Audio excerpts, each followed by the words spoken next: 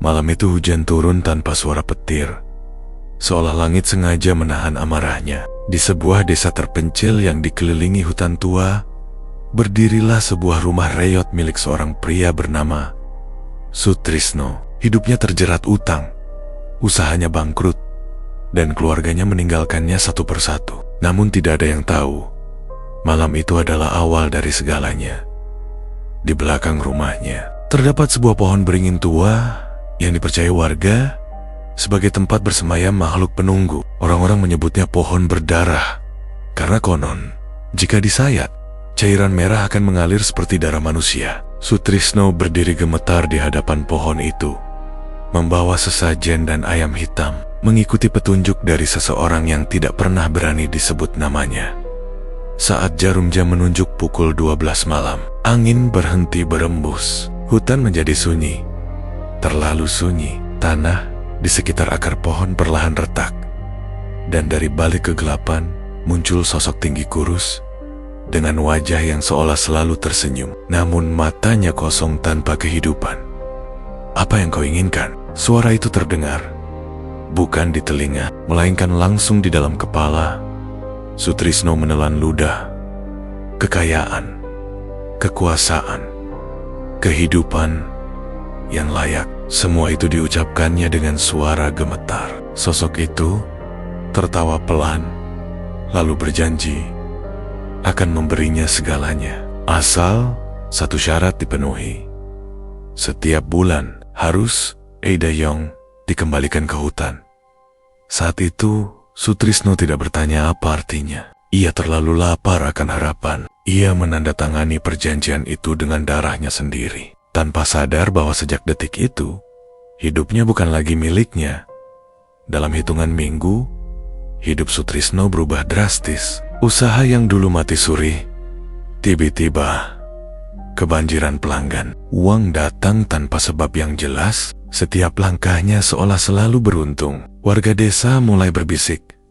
Antara iri dan curiga, rumah reotnya berubah menjadi bangunan megah. Mobil-mobil mahal terparkir di halaman. Namun bersamaan dengan itu, keanehan mulai bermunculan. Hewan ternak warga sering ditemukan mati kering tanpa darah. Anak-anak kecil mengaku melihat orang tinggi berdiri di pinggir hutan sambil menghitung dengan jari panjangnya.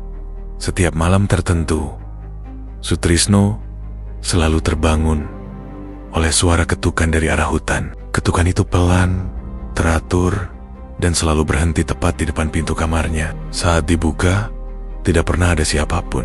Namun di lantai selalu tertinggal jejak tanah basah bercampur cairan merah.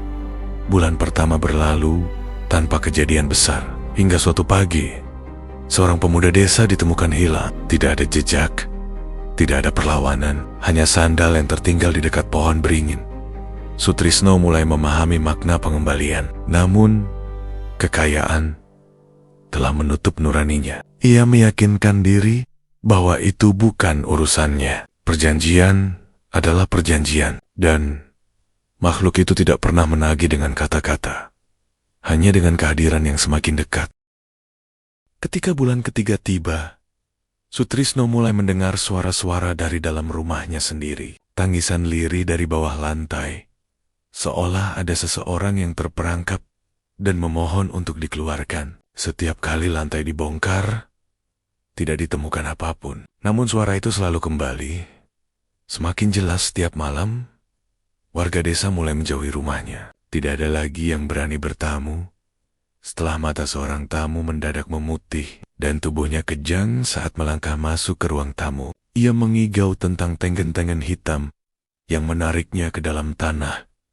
Sutrisno mulai ketakutan. Ia mencoba menghentikan ritual, menolak memberikan sesajen. Malam itu, pohon beringin mengeluarkan bau amis yang menyengat. Akar-akarnya menjalar, merayap mendekati rumah. Menembus tanah seperti ular hidup, sosok itu muncul di dalam cermin kamar Sutrisno. Senyumnya kini terbelah sampai ke pipi.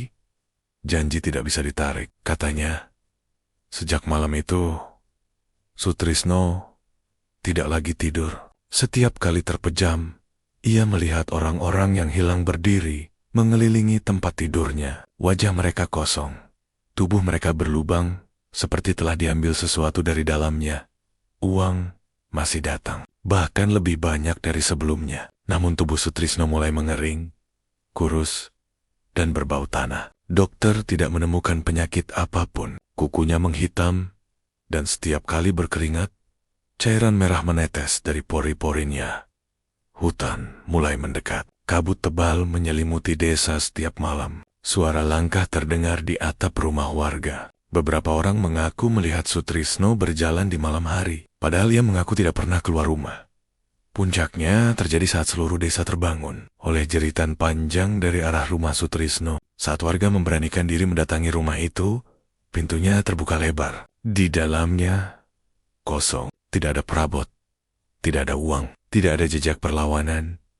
Hanya lantai ruang tamu yang amblas ke dalam tanah, membentuk lubang besar, berbau amis. Di dasar lubang itu terlihat akar-akar beringin yang berdenyut seperti nadi manusia.